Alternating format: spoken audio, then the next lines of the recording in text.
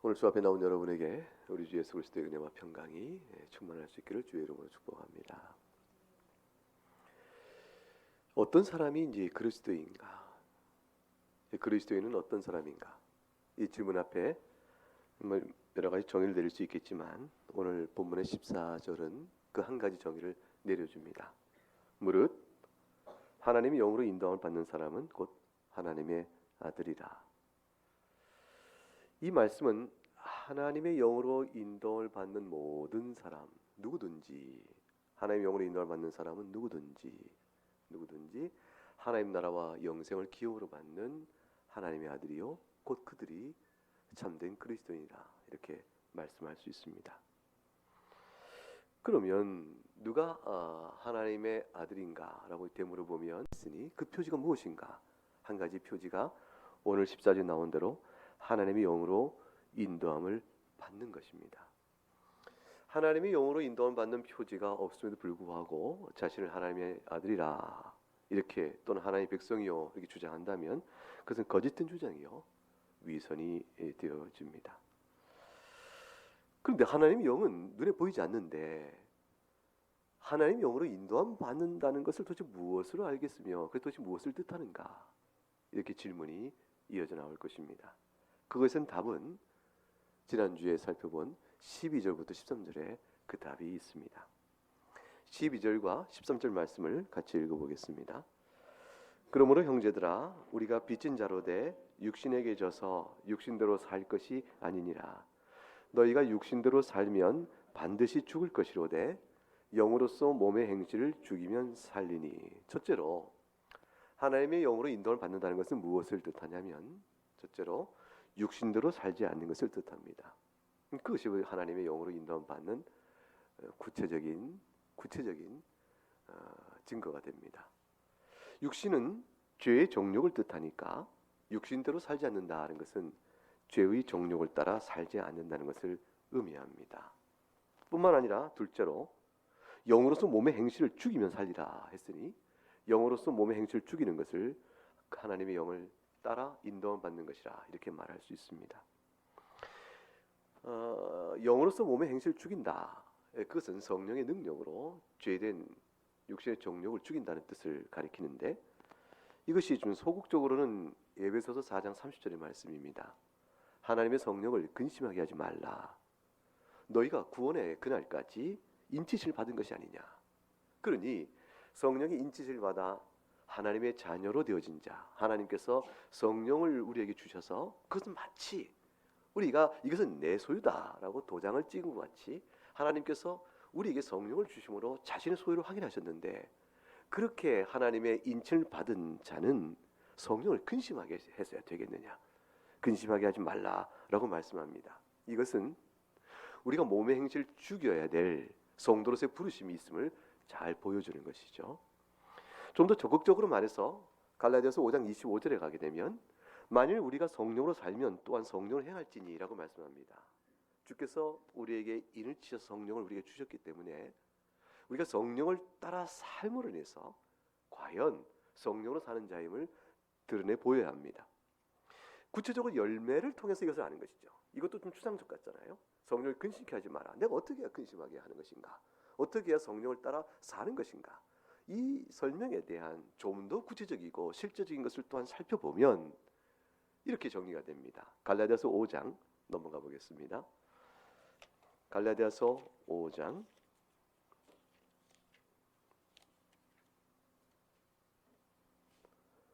19절부터 21절 말씀에 성령을 근심케 하며 결국 육신의 정욕에 굴복하여 성령을 근심케 하는 자들, 따라서 육신대로 사는 자들, 그런 자들에 대한 아주 부인할 수 없는 구체적인 증거가 낱낱이 드러납니다. 갈라디아서 5장 19절부터 22절까지 말씀을 함께 읽어봅니다. 육체의 일은 분명하니 곧 음행과 더러운 것과 호색과 우상 숭배와 주술과 원수 맺는 것과 분쟁과 시기와 분냄과 당짓는 것과 분열함과 이단과 투기와 술취함과 방탕함과 또 그와 같은 것들이라. 전에 너에게 경계한 것 같이 경계하노니 이런 일을 하는 자들은 하나님의 나라를 유업으로 받지 못할 것이요.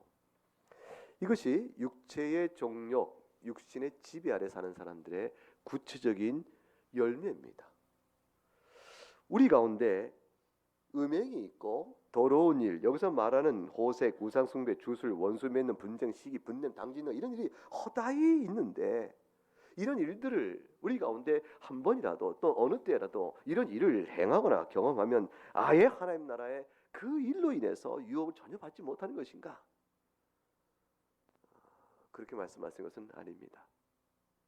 이 말씀은 죄가 무엇인가를 드러내 우리로 하여금 우리 형편이 지금 하나님 앞에서 어디에 와 있는지를 분명히 보여주시는 것이에요.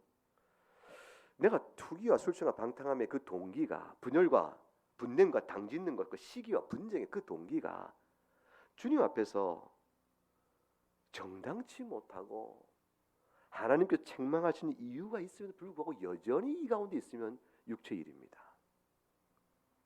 종교개혁 당시에 교회를 분리해 나가면서 하나님 앞에서 우리가 하나님의 교회를 바르게 섬기고자 하는 열심과 말씀에 입각한 신앙적인 고백들이 있었는데 그런 경우에 있어서의 분열은 그건 로마 가톨릭은 우리를 이단이라 말했지만 그러한 것은 주님 앞에 신앙 양심상 정당한 일로 있을 수 있습니다.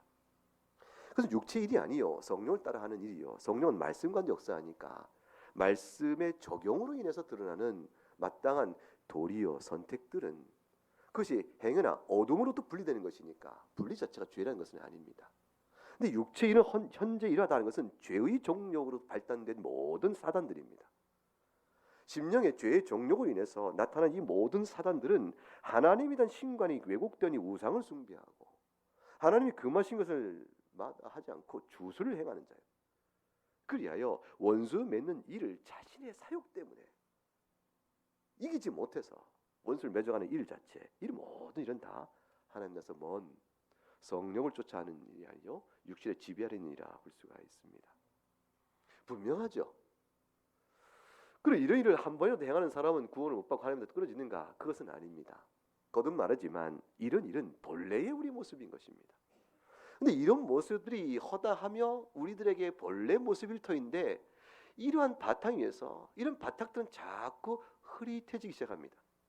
없어진 것은 아닌데 뚜렷한 실체요. 그것이 우리를 지배하고 있었는데 지배력이 조금 약화되거나 나타나는 기회가 적어지거나 나타났다간 이내고 돌이키는 회개 역사가 있거나 등등 이것이 점점 힘이 약해지며 우리에게 새로운 자아로 인한 새로운 능력과 새로운 가능성과 놀라운 모습이 보이기 시작합니다. 그것은 뭐냐면 하나님이 우리에게 인치시고 우리에게 도우지 않았다면 도무지 나타날 수 없는 하나의 열매가 나타나는 것이죠. 그게 성령의 열매입니다. 갈라디아서 5장 22절부터 23절까지 말씀이죠. 읽어봅니다. 오직 성령의 열매는 사랑과 희락과 화평과 오래 참음과 자비와 양선과 충성과 온유와 절제니 이와 같은 것은 금지할 법이 없느니라. 하나님의 말씀에 비추어 그 말씀의 교훈을 적용시키다 보니까 사랑과 희락과 화평, 오래 참음과 자비, 양선, 충성 이건 전부 앞에 나온 것과 반대입니다. 예전 같으면 화평이 불가능한 상황이에요. 이전 같으면 참아낼 수가 없는 상황입니다. 자비라니 이 신실함과 양선 이건 생각할 수 없는 상황인데 우리 안에 동일한 상황 속에서 전혀 다른 반응이 나타나기 시작합니다. 도대체 이것이 어떻게 우리 안에 가능해졌을까? 말씀의 적용력이 나타나는 것이죠. 하나님의 말씀 때문에 내 안에 변화된 형태가 나타나게 되면 그 성령의 열매인 겁니다. 그렇게 되는 자는 하나님 나라에 속한 자로 인정을 받게 되어집니다. 우리가 완전해야 하나님의 영을 따라 사는 자들이라 하는 말씀이 아니고 하나님께서 우리에게 주신 은혜를 멸시하지 않아야 한다는 것입니다. 우리 하나님께서 우리에게 주신 은혜를 소홀히 여겨서는 안 된다는 것입니다. 하나님께서 우리에게 주신 은혜를 소멸시키지 않아야 한다라는 것을 뜻하는 것입니다. 하나님께서 그리스도를 우리에게 주신 것은 두 가지를 위한 것입니다. 하나는 우리로 하여금 그리스도를 믿어 의롭다 하심을 얻는 하나님의 자녀로서 신분을 획득하는 일이요. 또 하나는 그리스도를 붙들어 꼭 그리스도를 놓지 않고 꼭 붙들어 우리를 거룩하게 되도록 만드시는 하나님의 은혜에 참여하는 일입니다. 이 두 가지를 동시에 붙들어 그리스도 앞에 서 있지 못하면 우리는 그리스도를 반쪽만 믿는 사람들이 되어지는 것이에요. 그런 믿음을 잘못된 믿음이라, 복음을 어긋나게 하는 것이라 그렇게 말합니다. 이 복음은 둘 다를 같이 잡아야 되는 것이지, 어느 한쪽만 붙들고 내가 복음을 이 부분만큼은 확실히 믿는다라고 말할 때는 사실은 복음이 아닌 것이 되어집니다. 누군가가 하나님께서 우리를 그리스도 믿어 하나님의 자녀된 신분을 얻도록 하는 일만을 말할 뿐, 그리스도를 붙들어 말미암아 우리를 거룩하게 하시는 하나님의 은혜의 역사, 그것을 외면해 버린다면 그 불균형이죠. 이것은 이단적 사상이 되는 것이죠. 반대로 되어진다면 우리가 그리스도의 공로로 인하여 하나님 자녀의 신분을 하나님이 다 망각한 채 죄인된 우리가 성령의 인도로 거룩함을 자랑하는 자로만 자기를 쓰게 되어지니까 왜곡이 벌어집니다. 거룩할 수 없는 자가 거룩하다고 인정을 해야 되니까 그 안에서 우리 안에서 스스로 옳다는 자기 의로 자기를 포장할 수밖에 되는 신앙적인 뒤틀림이 생기기 시작합니다. 따라서 우리는 하나님 앞에서 그리스도를 믿는 것이 복음의 중심이 양쪽 하나님께 우리를 의롭다 하심과 거룩하심에 대한 성령 하나님의 동시적인 일이요, 우리가 역사하시는 그 일을 같이 붙들어야 하는데, 그런데 도대체 우리가 연약할진데 어떻게 육신에게 지지 않고 하나님의 영으로 인도를 받는 이런 영적 싸움을 감당할 수 있는 것인가? 이것이 우리에게 주어지는 다시 돌아오는 질문이 되어집니다. 우리가 다 연약하지 않은가? 육신의 소욕을 우리 힘은 도무지 이겨낼 가능성이 없는데 어떻게 우리가 그 싸움을 이겨서 하나님의 영으로 인도받는 하나님의 아들이라고 우리를 증거를 드러낼 수 있겠는가? 라고 스스로 자신 앞에서 돌아보면서 말할 수 있는 일이 있게 되어집니다. 그 질문은 사실은 매우 진지한 질문이지만 뒤집어 보게 되어지면 이론적 질문이에요. 실제적인 질문 같은데 그 질문을 가만히 생각해 보면 사변이에요. 왜냐하면 우리가 하나님의 영으로 인도를 받아 육신에 지지 않고 싸워서 이겨가는 일들이 우리 안에 있어야 한다는 이 하나님의 명령은 우리 안에서 우리가 연약하여 우리가 우리 힘으로 감당할 수 없는데 하나님 어째 그런 말씀을 주십니까? 그렇게 해서야 우리가 어떻게 하나님의 아들을 일컬음 받을 수 있으며 구원의 확신을 누릴 수 있습니까? 라고 우리가 되묻지만 그 되묻는 질문의 속에는 자신을 정당하거나 핑계하는 그러한 머릿속의 질문일 수 있는 것이에요. 왜 그러냐면 하나님께서 우리에게 주신 이 명령은 두 가지 측면을 잘 전제하고 있는 것이, 하나는 뭐냐면 완전을 말씀하고 있는 것이 원래 아닌 것이에요. 너희가 계명 앞에 완전하라, 그 말씀이 아닙니다. 완전해야 될 것을 바라보고 구원 역사를 이루어가십니다. 내가 거룩한 즉 너희도 거룩하시며 너는 내 앞에 행하여 완전하라. 아브라함이 그렇게 말씀하셨어요. 내 앞에 행하여 완전한 것은 아브라함은 계명의 온전한 자요, 그다서 그 온전한 계명을 이루어 그리스도의 의가 없이도 그가 의로운 자가 될 수 있음을 주께서 아브라함에게 요구한 것이 아닙니다. 마땅히 성도로서 행할 바를 우리에게 명하듯 아브라함에게 명하신 것이에요. 따라서 첫째는 죄의 종력을 완전히 멸하여 스스로 의로운 자가 되어야 할 것을 명령하는 것이 아니기 때문에 우리가 육신의 소유욕과 잔재가 있어서 우리가 우리 힘을 이길 수 없는데 어찌하여 하나님의 영으로 인도하는 자가 되어 증거를 보이라 말씀하시며 그걸 통해서 우리가 하나님의 아들 된 것을 알게 하시라고 말씀하십니까? 우리가 그게 어떻게 됩니까? 라고 물어볼 때 내가 너보고 완전하게 하라냐, 이렇게 하나님 대묻으실 수 있으세요? 주님의 말씀은 내가 도울 테니, 네 힘으로가 아니라 구하면 내가 도울 테니 너는 네 안에 남아있는 육신의 잔재, 죄의 소욕을 복종시키게 정직한 심령으로 힘을 다해야 한다, 그 말씀하시는 것이에요. 힘을 다하라, 그 말씀입니다. 따라서 하나님 우리가 이렇게 해서 우리가 어떻게 합니까? 라고 물을 때 주님은 되물으시죠. 네가 정직하게 죄의 소욕을 복종시켜요 힘을 다하는 노력을 하느냐? 그럼 내 앞에 그 은혜의 힘을 구하기 위하여 기도하였느냐? 그런데도 너에게 있어서는 하나님의 영으로 인도받는 성령의 열매와 증거를 도무지 찾을 길이 없더냐? 주님께서는 되물으십니다. 무릎 꿇고 주의 도우심을 구하면 우리에게는 육신의 영을 따라가는 그 모든 지배력을 이길 수 있구나라는 사실을 경험으로 알고 그것이 신앙의 덕목으로 내 안에 세워질 수 있는 가능성이 열려져 있습니다. 주님은 그것을 얘기하시는 것이에요. 싸워라. 감당하라. 내가 너희를 도울 것이라. 그리고 여기에 주님께서 또 한 가지 위로의 말씀을 주십니다. 첫째는 내가 너에게 완전하라는 것이 아니다. 또 하나는 내가 도울 것이다. 셋째는 너희가 혹 육신의 소욕에 무너질 때가 있다 할지라도, 혹이 아니라 빈번히 무너진다 할지라도 잊지 말아라. 그것 때문에 정죄를 받아 심판에 이르지 아니할 것임을 기억하라. 그것이 또 하나 준 대전제예요. 이 전제가 없으면 무너질 때마다 율법의 정죄로 들어가는 거예요. 성령의 도우심을 조금 이기고 순종했다 싶으면 다시 사는 길로 오는 겁니다. 어둠과 빛, 육신의 소욕에 질 때는 어둠에 빠졌다가 하나님이 도우시고 기도하면 능력 줄게, 그럼 그거 받아가 다시 빛으로 왔다가 다시 육신의 소욕에 다시 빠졌다가 이렇게 되는 일 가운데 하나님께서 내가 널 도운다니까 완전한 것은 아니야 이렇게 말씀하시는 게 아니고 주님께서 결코 너에겐 정죄함이 없다. 그러니 싸워라 그러시는 것입니다. 그래서 오늘 본문 15절 말씀에 그 확신을 이렇게 주고 계신 것이죠. 15절 말씀을 같이 읽어봅니다.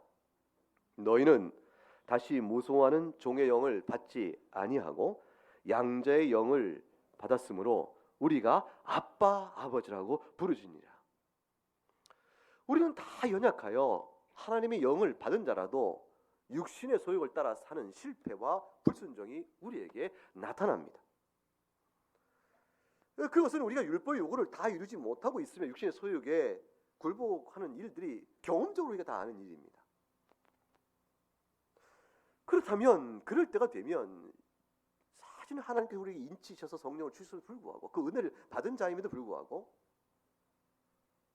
하나님의 심판에 대한 두려움과 불안감에 신자라도 떨 수가 있습니다. 죄는 우리를 하나님의 준엄한 심판을 상기시키기 때문에 그렇습니다. 그리고 그것에 대해 하나님이 징계가 내 손에 나에게 임했다 싶을 때는 죄를 미워하시고 죄를 결코 용납치 하시는 하나님의 공의가 우리에게 온 인격에 엄습하고 그냥 눌러버립니다. 그렇기 때문에 신자라 할지라도 두려워하게 됐습니다. 불안하죠. 그런데 오늘 본문은 하나님이 택한 신자에게 이 말씀을 기억하라고 하시는 겁니다. 예수 그리스도를 믿는 자, 곧 하나님의 영으로 인도를 받는 자에게는 종의 영이 아니요 양자의 영이 주어졌다. 너는 양자다 그 말이에요. 종이 아니라 그 말이에요. 종의 영이라는 것은 종의 신분으로 인하여 겪는 모든 심리, 마음의 상태를 지배하는 힘을 의미합니다.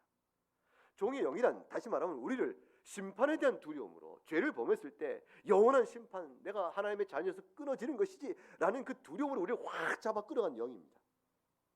하나님의 진노를 사서 내가 망하게 될 것이라는 두려움 때문에 그것이 마음에 자득 지배돼서 죄인이 벌벌 떠는 그런 기질과 상태가 주어지는 것, 그게 종의 영입니다. 하나님께서는 그 걱정하지 말라는 거예요. 너희는 다시 무소하는 종의 영을 받지 아니한 것이라. 그 걱정하지 말라고 말씀합니다. 예수 그리스도 안에 있는 자는 이 종의 영으로 내가 율법의 계명에 불순종하는 일이 있다 할지라도 그것 때문에 내가 망하게 됐구나 하는 두려움에 시달려서 그래서 내가 어떻게 정신 차려서 하나님 종수해 주세요. 다시 한번 잘 지킬게요. 라고 말할 때 그걸 겨우 지켜서 하나님 비유를 마치고 이제 좀 됐나요 싶어 자기 스스로 이제 내가 용서받은 것 같아. 이러다가 다시 또 죄를 범하면 하나님은 또 어떻게 하면 좋아요? 반복된 수많은 죄들이 믿는 자에게도 있는데 그럴 때마다 하나님 앞에서 얽어지면서 어느 때 스스로 자기를 포기하는 단계까지 이를 수가 있죠. 내가 이 죄를 몇 년이나 반복하는가?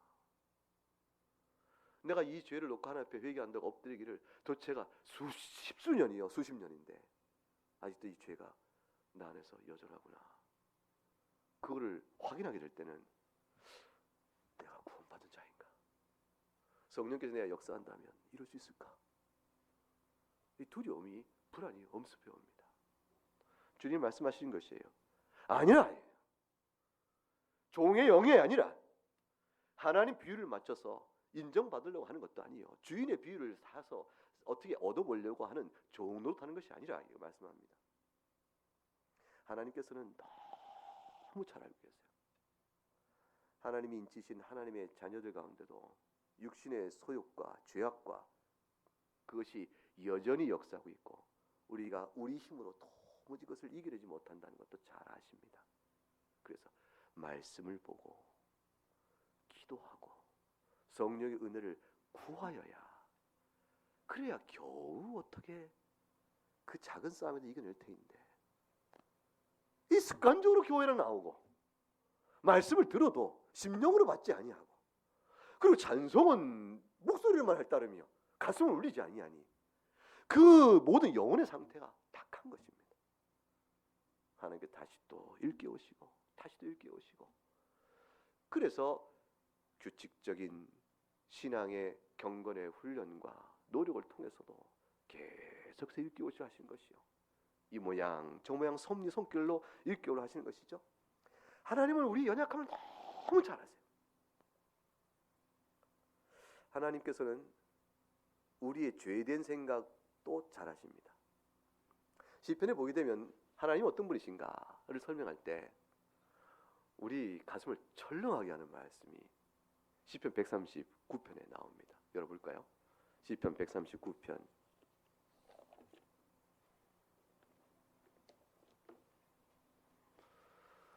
시편 139편 903쪽 어간에 있는데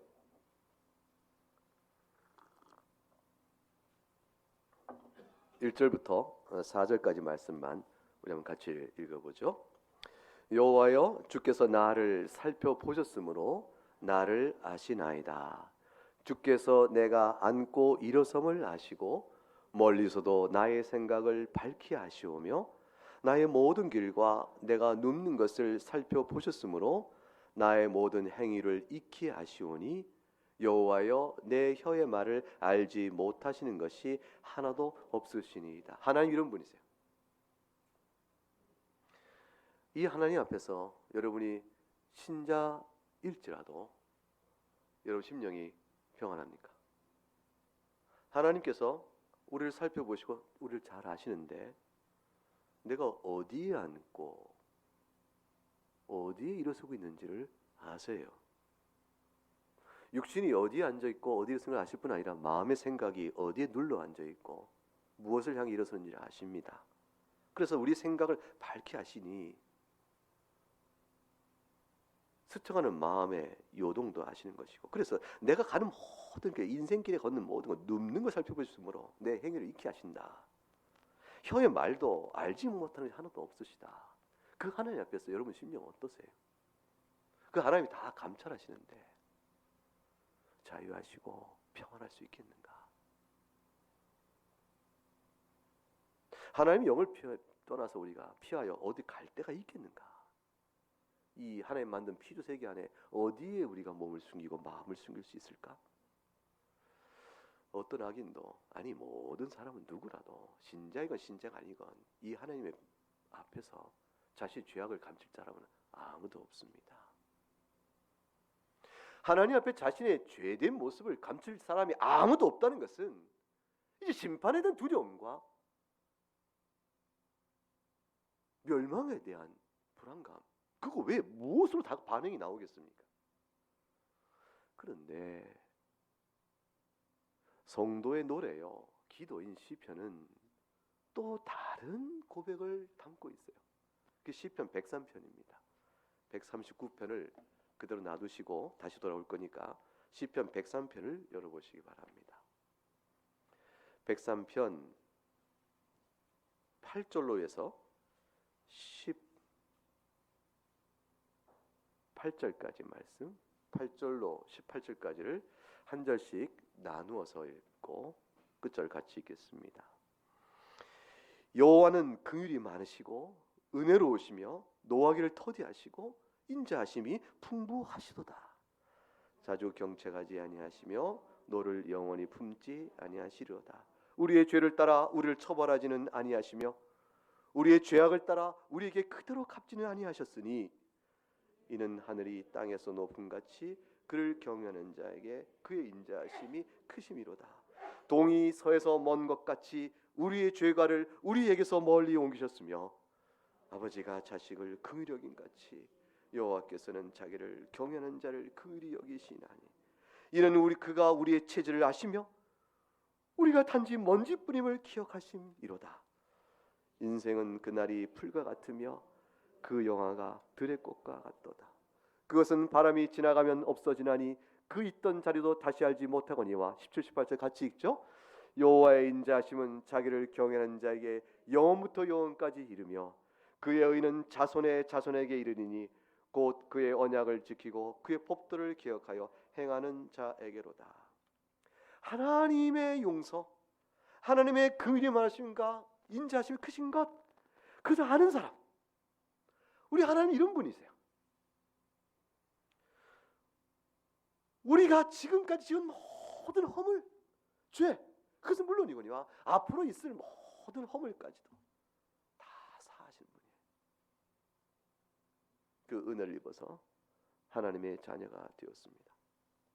하나님은 우리가 뭔지요, 티끌이 것을 아시는 분이요, 그저 한날에 있다가 갈 풀과 같은 존재를 우리가 아시고 우리에게서 우리 힘으로 나타내는 의에 대해서는 하나님은 처음부터 우리를 하나님의 자녀 삼으실 때 그다지 가치에 두는 것들이 아닌 것을 잘 아십니다. 우리가 형벌을 받을 것을 두려워하여 종이 주인의 눈치를 보면서 마지못해 계명을 지키고 애를 쓰며 육신과 싸워가는 그런 자들이 아닙니다. 우리는 이 하나님을 믿는 사람들이에요. 우리는 율법의 정죄를 두려워하는 종의 영을 가진 자들이 아닌 것이에요. 하나님께서 인자와 긍휼이 풍성하셔서 경책하지 아니하시고 너를 영원히 품지 않으신 분이신 줄 우리가 알기 때문입니다. 하나님은 우리와 언약을 맺으신 것이에요. 그리고 우리를 품어서 나의 자녀라 삼으셨습니다. 절대적이며 무조건적인 사랑으로 그냥 주신 것이에요. 우리는 그 까닭을 모릅니다. 하나님, 우리가 도대체 무엇을 내놔서 하나님께 우리를 그렇게 자녀 삼으셨나요? 그거 없습니다. 영원전에 하나님께서 그냥 택하신 것이에요. 그래서 택하시고, 그리고 하나님이 이 무한한 자비를 우리에게 알도록 하시는 것이에요. 그걸 계속 알려주십니다. 계속 알려주시면서, 그리고 그리스도 십자가를 자꾸 바라보게 하시면서, 그러면서 우리를 바꿔 가시는 것이에요. 그러면서 우리 안에 시작한 착한 일을 계속 이루어 가시는 것입니다. 결코 내가 너희를 정죄하지 않을 것이니라. 그러므로 육신의 정욕에 지배당하지 말고 싸우라. 내가 너희와 함께 하느니라. 하나님의 영으로 인도함을 받으라. 그런 자가 네 자녀니라. 신분을 이루시고 그에 합당한 상태를 우리에게 이루시기 위해서 주께서 우리 가운데 행하시는 일들을 계속 일깨우시는 일이에요.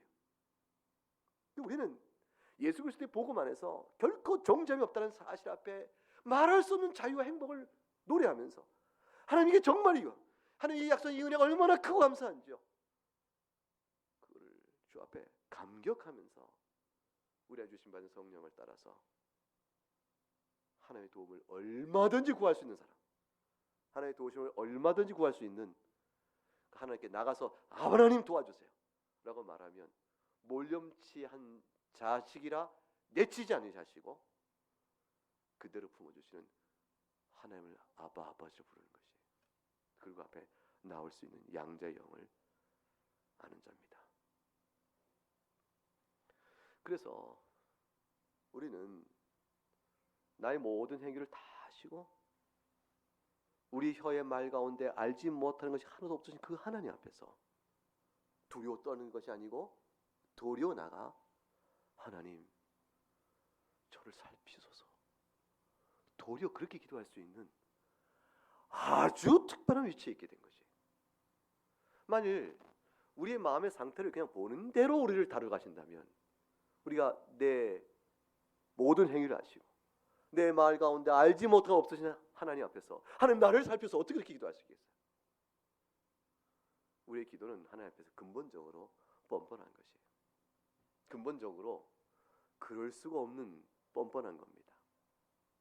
우리가 하나님 앞에 좀 내가 좀 경건 생활 좀 하고 또 주의 말씀에 순종해서 전도도 좀 하고 구제도 좀 하고 내가 좀 주의 일에 봉사도 하고 주 앞에 좀 칭찬받을 일을 했다 싶을 때는 좀 기도를 좀 힘있게 하고 또 아닐 때는 또 잘 못하고 그러한 심령으로 주 앞에 나올 수 있는 그런 사람들이 아닙니다.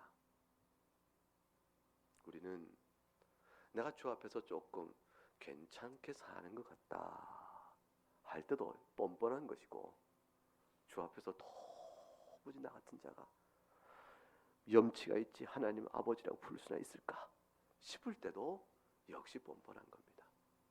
우리는 하나도 우리의 공로로 주 앞에 나갈 수 있는 우리 것이 없기 때문에 오직 빚진 자요 그리스도의 의에 의지해서만 하나님 앞에 나갈 수 있는 자들이니 본래 우리 모습은 거기서 좀 나은 자나 그렇지 못한 자나 다 하나님 앞에서는 그저 하나님의 도움을 바라며 긍휼과 인자의 풍성함을 의지해서 나갈 따름입니다. 근데 그 인자와 긍휼의 풍성함을 따라 나갈 때에 그리스도의 의를 우리가 하나님의 자녀였다는 이 신분의 특권이 하나님께서 우리에게 주신 거기 때문에 하나님 절대로 우리를 모른다 못하세요. 그렇기 때문에 그 특권을 확신 있게 믿을 만큼 믿음이 있는 만큼 하나님 앞에 뻔뻔할 수가 있는 겁니다. 그래서 하나님 저 같은 자 구원하셔서 하나님 자녀 삼으신 거 맞잖아요 하나님 이렇게 하나님께 말할 수가 있는 것이 그러니까 시편 139편을 다시 가보면 이 하나님께서 나의 행위를 다 아시고 내 생각 다 아신다 이렇게 말한 자가 23절과 24절에 가서 이렇게 말합니다. 23절 24절 같이 읽어볼까요? 하나님이여 나를 살피사 내 마음을 아시며 나를 시험하사 내 뜻을 아옵소서. 내게 무슨 악한 행위가 있나 보시고 나를 영원한 길로 인도하소서. 이건 무슨 말이에요? 하나님 저를 살피소서. 제 마음을 아시며 저 아시지 않습니까? 제가 무슨 악한 행위가 있습니까? 라고 이렇게 아니 이 사람은 완전한 의의를 이룬 사람이에요. 시편 139편의 다윗은 완전한 의의를 이룬 사람입니까? 자기 죄를 자기가 알죠. 시편 51편의 다윗의 회개를 보세요. 다윗이 내게 무슨 악한 행위 있나 보시고 이 말의 의미는 자신의 절대적 의나 순종의 자랑이 아니고 내가 이렇게 악한 자임에도 불구하고 주께서 내게 행하신 그 큰 일이 있어요. 성령의 열매죠. 도무지 자신으로서는 있을 수 없는 하나님의 은혜를 입어 행한 그런 하나님께서 내게 행하신 일들을 주께 내놓는 것이에요. 자신이 완전하다는 뜻이 아닙니다. 그러니까 나의 생각과 안주고 이로써 모든 걸 다 아신다고 말한 그 사람이 그 다윗이 하나님 나를 살피사 내 마음을 아시며 나를 시험하사 내 뜻을 아옵소서라고 이렇게 얘기할 수 있는 아주 특별한 관계로 바뀌어져 나아갑니다. 사랑하는 교우 여러분, 그리스도 예수 안에 있는 자에게는 결코 정죄함이 없습니다. 이거는 몇 번이고 확인해야 될 일입니다. 마음에 새기고 새길 일입니다. 그렇기 때문에 그리스도 예수 안에 있는 자는 하나님의 심판을 두려워하여 죽음에 대한 공포 때문에 하나님의 계명을 지키며 죄를 억제하는 그런 자들 수준에 머물러 있는 사람들이 아닙니다. 우린 다릅니다. 그리스도 예수 안에 있는 자들은 하나님의 영으로 인도를 받는 자들이라 그렇게 말씀했습니다. 이들은 자신이 하나님께서 그리스도 안에서 베푸시는 지극히 크신 인자하심으로 말미암아 우리의 상상을 뛰어넘는 크신 인자하심이죠. 하나님의 자녀가 됐다는 사실을 확신하면서 내가 하나님의 자녀다라는 신분적 확신의 기초에서 나아가는 양자됨의 은혜에 대한 각성으로 하나님께 근본적 평안을 누리며 나아갑니다. 그 평안 가운데서 양자의 영 가운데 회개가 이루어집니다. 그래서 주인이여 그런 것이 아니고 죄를 짓고 주 앞에 회개할 때도 아버지 하고 회개하는 것이에요. 나를 멸할 재판관에게 재판관 그거 아니고 오늘 본문에 뭐라고 했어요? 아빠 아버지예요. 이 아빠 아버지란 말은 성경 전체 속에 신약 성경 속에서 4번 나와요. 아니 3번. 이 본문 말고 2번 더 나오는데 하나는 마가복음 14장 36절인데 예수님께서 겟세마네 동산에서 기도합니다. 예수님께서 겟세마네 동산하실 때 아빠 아버지여 아버지께서는 모든 것이 가능하오니 이 자를 내게서 옮기소서라고 주님께서 지상에서 모든 죄인을 대신하여 하나님의 영원한 진노의 원수로 바뀌기 직전에 마지막 순간에 가장 친밀한 하나님께 기도하며 나아갈 그때 하나님을 아빠, 아버지 그렇게 부르셨어요. 아빠, 아버지란 말의 의미의 아빠는 하나님의 사랑을, 즉 아버지의 사랑을 확신하는 자식이 아버지에게 나를 사랑하는 아버지의 사랑의 확신의 바탕 위에서 아버지께 나가는 가장 친밀한 호칭이 아빠예요. 그래서 이것은 애들이 쓸 수도 있고 어른도 쓸 수 있어요. 예수님은 어른이시지만 하나님을 아빠, 아버지 부르신 거예요. 하나님의 사랑에 대한 확신의 기초에서 자녀로서 하나님께 내어드리는 친밀감과 경외심의 표현을 담아 아빠 그렇게 부르는 겁니다. 갈라디아서 4장 6절에도 너희가 아들이므로 하나님께서 그 아들의 영을 우리 마음 가운데 보내시사 우리로 하여금 아빠 아버지라고 부르게 하셨느니라. 믿는 자들이 그 크신 하나님을, 그 공의로우신 하나님이요, 그 전능하신 하나님, 그 거룩하신 그 크신 하나님, 그 크신 하나님을 예수님께서 친근히 불렀던 아빠라는 그 말 그대로를 나도 또한 그 하나님을 아빠라고 부를 수 있다니 도대체 이게 어떻게 가능한 일이에요? 예수님이야 하나님과 아버지요 아들의 하나님의 관계 안에 있으시니 육신 가운데 오셔도 육신 가운데 오신 그 예수님의 성자 하나님의 인격은 성부 하나님의 인격, 그 인격을 향하여 아빠 아버지라고 부를 수 있지만 우리야 어떻게 하나님을 감히 아빠 아버지라고 부르시죠? 한 가지 이유 때문입니다. 예수 그리스도로 인하여 우리가 하나님의 자녀로 양자됨의 은혜를 입었기 때문입니다. 그래서 양자됨의 은혜를 입어서 그리스도에서 얼마나 우리가 하나님과 가까워졌는가를 생각하는 것이에요. 예수 그리스도께서 하나님 아버지와 친밀하신 그 친밀하심, 그 친밀하신 요한복음 1장 1절에 영원전에 창세전에 영원전에 그리스도 하나님께서는 성자님과 성부 하나님은 서로 그 안에 계셨어요. 영원전부터 함께 계셨느니라. 그 함께는 나란히 계셨다는 뜻뿐만 아니라 정적인 나란히 계심의 뜻뿐 아니라 동적으로 서로 안에 교통하고 계셨던 영원한 교통을 의미합니다. 그 교도의 친밀함으로 그리스도께서 아빠, 아버지 그런 그 친밀함을 우리에게도 하나님께서 허락하신 것이 오너라, 오너라, 내 아들아 오너라.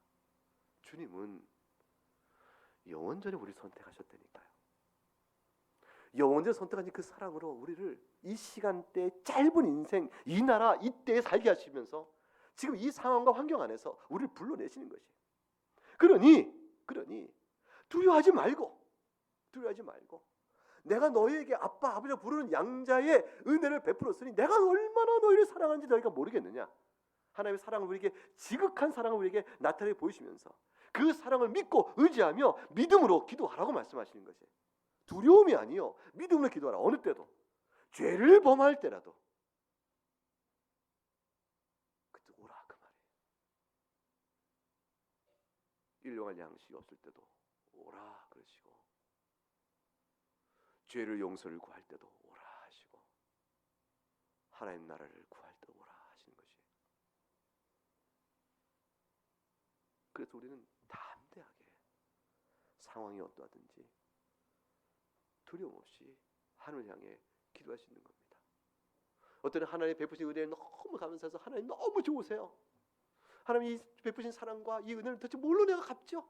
라고 그 감사의 찬미를 그냥 소리 높여 기도할 수도 있고 어떨 때는 죄 때문에 고개를 못 들고 땅에 그냥 얼굴을 대면서 하나님 용서해 주세요.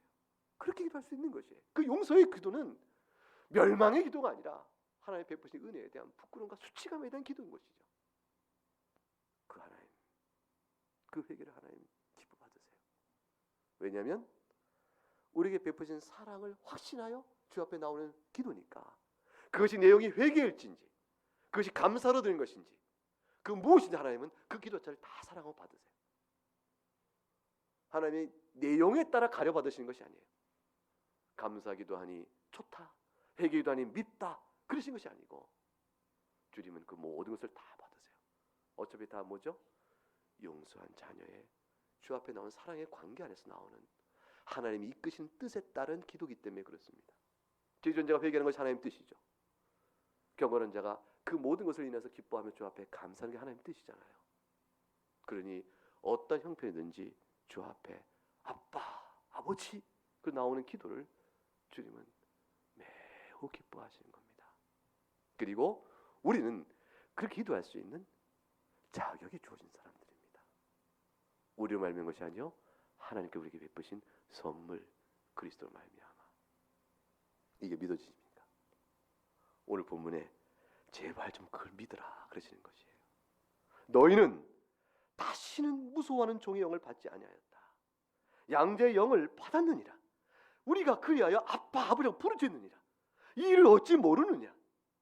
너희가 성령으로 시작했다가 율법으로 끝나게 했느냐. 갈라디아 교회들에게 사도 바울이 외친 게 바로 그것입니다. 복음을 받아 하나님 아버지라고 부르던 그 은혜를 다 잊어버린 채 이제 율법의 계명을 지킴으로 인해서 그래서 내가 하나님 앞에 나가서 칭찬받는 거지. 이리하여 그것이 할례라는 의식이든 계명을 할례라는 의식을 붙들면 율법의 모든 것을 지켜야 할 의무를 받은 자가 되어지니까 모든 계명을 다 지키는데 그러면 영이 다 죽어버리는 것이에요. 종의 영으로 전락돼 버리는 것이죠. 너희가 성령으로 시작했다가 율법으로 마치겠느냐. 갈라디아 교회에 온 무거운 영을, 무거운 종의 영을 사도 바울이 그거는 다른 복음이라 이렇게 말씀하신 것이에요.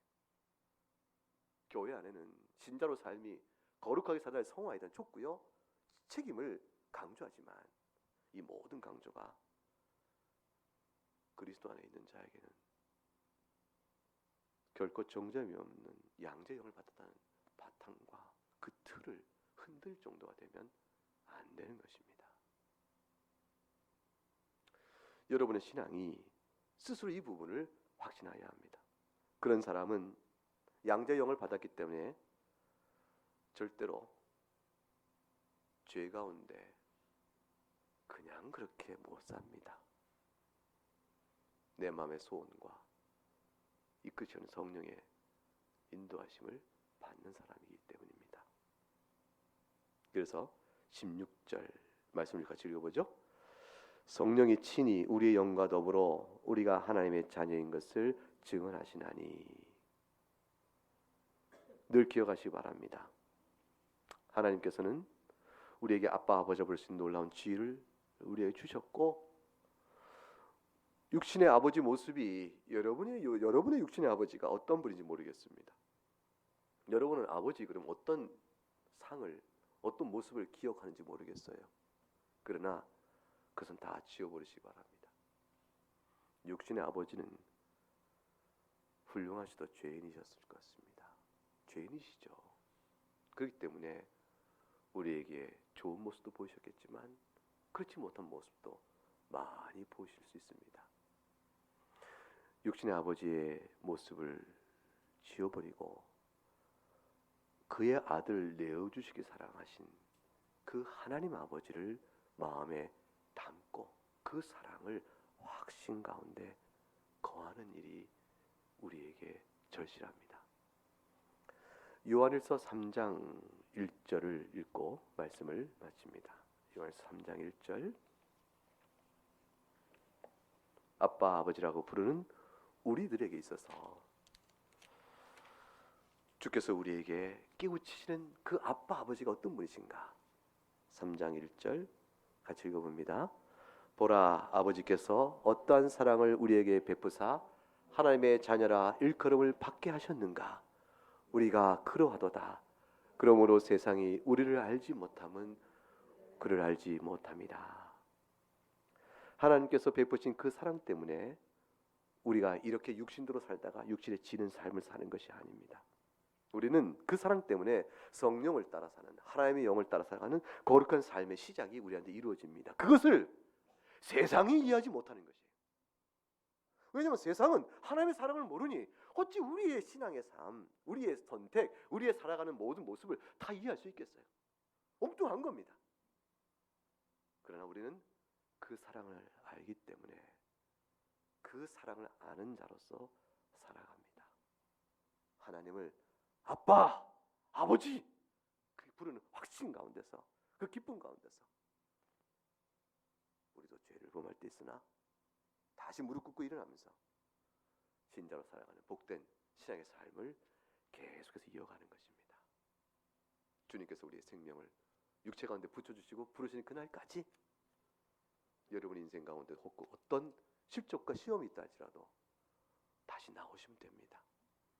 이 말씀을 마음에 확신하시고 다시 나오시면 됩니다. 하나님께서 용서 못하시는 분은 아무도 그리스도 안 있는 자에게는 없습니다. 이미 다 잊으신 분입니다. 죄를 고백하는 것은 하나님께서 그를 상기하고 뚜렷이 보시기 때문에 책망하시기 위해서 그런 것이 아니라 우리가 죄가 죄인 줄 알고 우리가 수치스러움을 스스로 깨달아 다시는 그렇게 행치 않도록 하시기 위하여 우리를 위하여 스스로 죄를 고백하게 하시는 것이에요. 하나님은 이미 잊으신 분이십니다. 마음의 이 사실을 깊이 깨닫고 그리스도 안에 있는 자의 행복을 마음껏 확신하면서 하나님을 아빠 아버지로 부르며 거룩함으로 인도하시는 하나님의 영의 인도를 받는 놀라운 은혜의 역사를 좋게 누리고 구체적인 열매들을 잘 맺어 하나님께서 우리를 사랑하심을 영어롭게 감사함으로 나타내 보여드리는 우리 모두 될 수 있기를 주의 이름으로 축복합니다. 이제 같이